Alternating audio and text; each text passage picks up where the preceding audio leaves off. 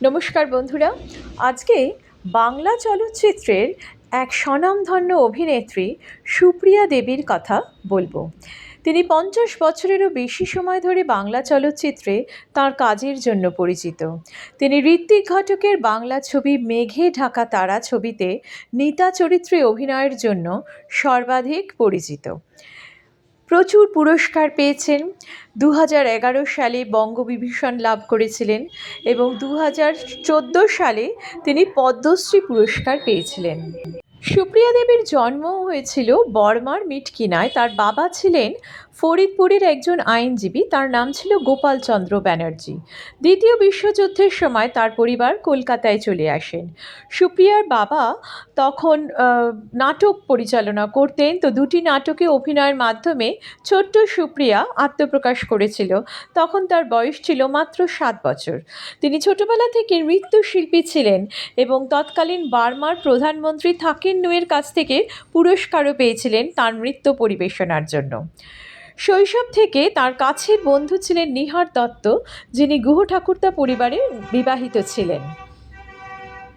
দ্বিতীয় বিশ্বযুদ্ধের সময় আমরা জানতে পারি যে তার যখন জাপান বাহিনী বার্মা দখল করেছিল, তখন তরুণী সুপ্রিয়া এবং তার পরিবারকে কলকাতায় নিরাপত্তার জন্য দীর্ঘ পথ পায়ে হেঁটে কঠিন পথ পাড়ি করতে হয়েছিল।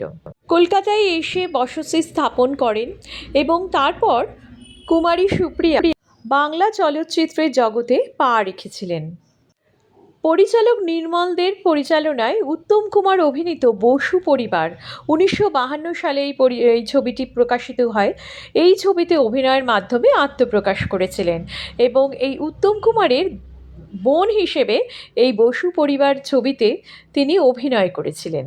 এরপর তার বড় ভগ্নিপতির কথাতে তার বাবা সুপ্রিয়া দেবীর বিবাহ দিয়ে দেন। তিনি বিবাহ করেছিলেন বিশ্বজিৎ চৌধুরী নামে এক ব্যক্তিকে। কিছু সময়ের জন্য চলচ্চিত্র থেকে তিনি বিদায় নিলেন এবং সেই বিবাহ কিংবা বৈবাহিক জীবন তার সুখের ছিল না। কন্যা সন্তান সোমা জন্মানোর পরে সেই সম্পর্ক থেকে সুপ্রিয়া দেবী বেরিয়ে আসেন এবং তারপর আবার তিনি অভিনয় জগতে ফেরেন।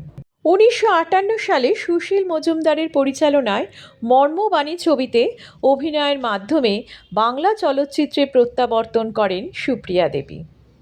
এরপর ১৯৫৯ সালে উত্তম কুমার অভিনীত মঙ্গল চক্রবর্তী পরিচালিত সোনার হরিণ ছবিতে অভিনয়ের পর তিনি খ্যাতি অর্জন করেন। সেই সময় উত্তম সুচিত্রা জুটি তুঙ্গে। বাংলা চলচ্চিত্রের দর্শকরা উত্তম সুচিত্রা বলতেই পর্দা, উত্তম সুচিত্রা ছাড়া বাংলা চলচ্চিত্রের দর্শক আর কিছু বুঝতো না। ঠিক সেই সময় উত্তম সুপ্রিয়া জুটিও কিন্তু বেশ খ্যাতি অর্জন করল। এরপর সুপ্রিয়া অভিনীত আম্রপালি ছবিটি অত্যন্ত প্রশংসিত হয়। ১৯৬০-এর দশকে মেঘে ঢাকা তারা, শুনো বড় নারী, কোমল গান্ধার, স্বরলিপির মতন চলচ্চিত্রে অভিনয়ের জন্য তিনি অত্যন্ত প্রশংসিত হয়েছিলেন। ১৯৫৪ সালে বিশ্বনাথ চৌধুরীর সাথে তার বিবাহ হয়েছিল এবং কন্যা সন্তান জন্মানোর পর ১৯৫৮ সালে বিবাহ বিচ্ছেদ ঘটে। এরপর তিনি কিছুদিন ওই চলচ্চিত্র থেকে অবসর নেওয়ার পরেই তারপর বাংলা চলচ্চিত্রে প্রত্যাবর্তন করে বেশ বিখ্যাত হয়ে যান। উত্তম কুমারের সাথে ১৯৬০ সাল থেকে যখন একটার পর একটা ছবি ধারাবাহিকভাবে হিট হচ্ছে, তখন আস্তে আস্তে উত্তম কুমারের প্রতিও আকর্ষিত হয়েছিলেন সুপ্রিয়া দেবী। বন্ধুত্বের গভীরতা বাড়তে শুরু করলো এবং অবশেষে এলো সেই দিন ১৯৬৩ সাল। জন্মদিনের দিন উত্তম কুমার তার বাড়িতে গিয়েছিলেন এবং রাত্রিবেলায় কোনো একটা কারণে গৌরী দেবীর সাথে বাকবিতণ্ডা হয় এবং মহা অশান্তিতে তিনি সেই গৃহ চিরকালের জন্য পরিত্যাগ করেন। সেদিন রাগের মাথায় ঘর ছেড়ে যাওয়ার সময় উত্তম কুমার ভাবেননি যে তিনি আর কোনো দিন ওই বাড়িতে সেই মর্যাদায় ফিরে আসবেন না। তারপর অনেকবার ফিরে গেছেন ভবানীপুরের বাড়িতে, কিন্তু সেখানে শুধু সম্পর্ক এবং দায়িত্ব রাখার জন্য তিনি গিয়েছিলেন। সেই রাতে তিনি সুপ্রিয়া দেবীর ময়রা স্ট্রিটের বাড়িতে পৌঁছে যান এবং বলেন, আমায় একটু আশ্রয় দাও বেনু। ভালোবাসার মানুষ যদি কাছে চলে আসে তাকে তো ফেরানো যায় না। তাই বেনু ওরফে সুপ্রিয়া উত্তমকে সেদিন ফেরাতে পারেননি। উত্তমকে সাদরে ডেকে নিয়েছিলেন ঘরে। ভালোবাসায় অন্ধ হয়ে তারা বুঝতে পারেননি যে সেই দিনের ঘটনার জন্য তাদের কতটা লোকনিন্দা, কতটা চর্চিত হতে হবে।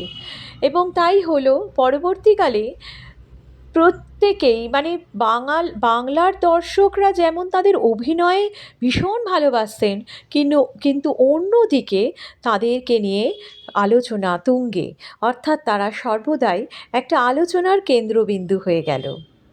একটা সময় উত্তম কুমার যখন ফ্লপ মাস্টার হিসেবে পরিচিত ছিল, তখন গৌরী দেবী তাঁর পাশে ছিলেন সর্বদা।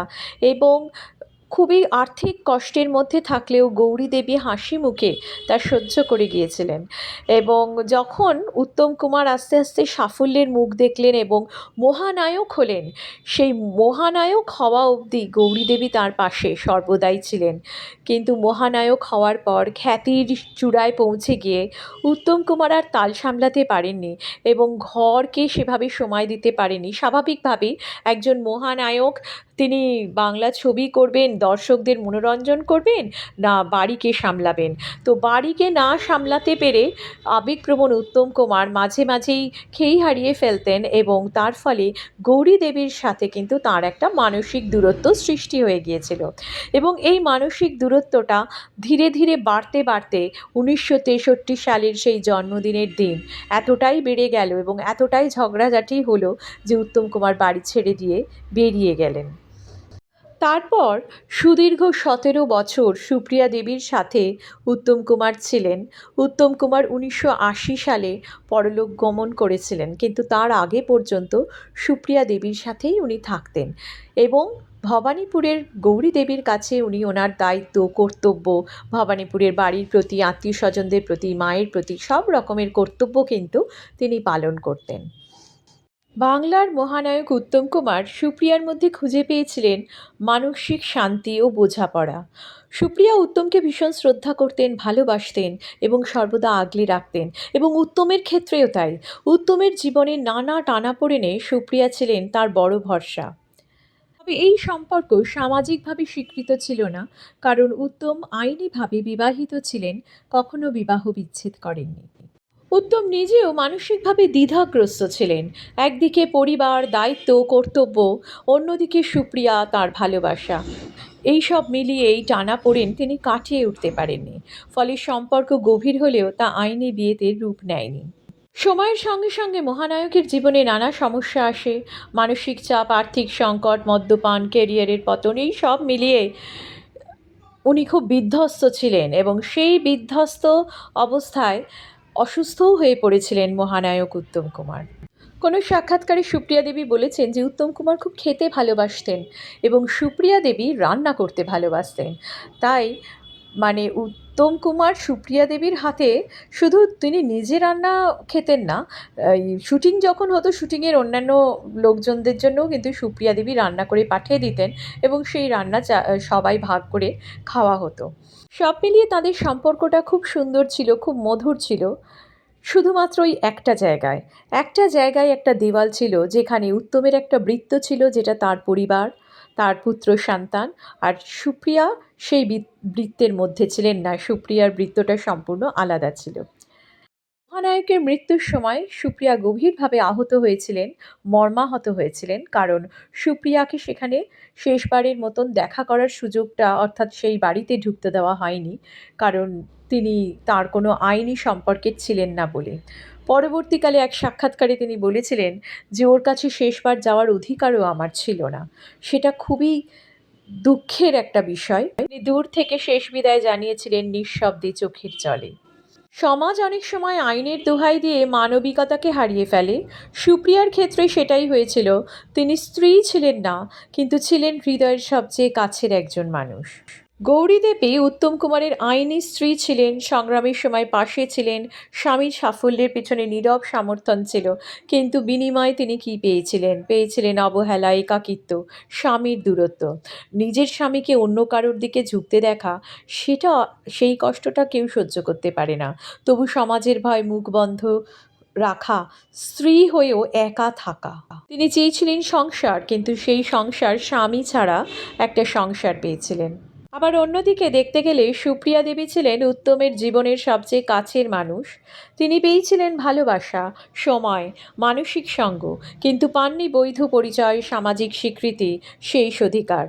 সব দিয়েও কেউ নন হয়ে থাকা, মৃত্যুর সময়ও পাশে না থাকতে পারা এবং সমাজের চোখে সর্বদা অপরাধী হওয়া। তিনি মহানায়কের ভালোবাসা পেয়েও অসম্পূর্ণ রয়ে গেলেন।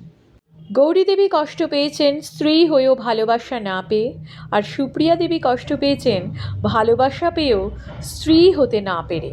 দুজনের দুঃখ আলাদা, কিন্তু গভীরতা সমান। একজন হারিয়েছেন স্বামী, আর আরেকজন হারিয়েছেন ভবিষ্যৎ।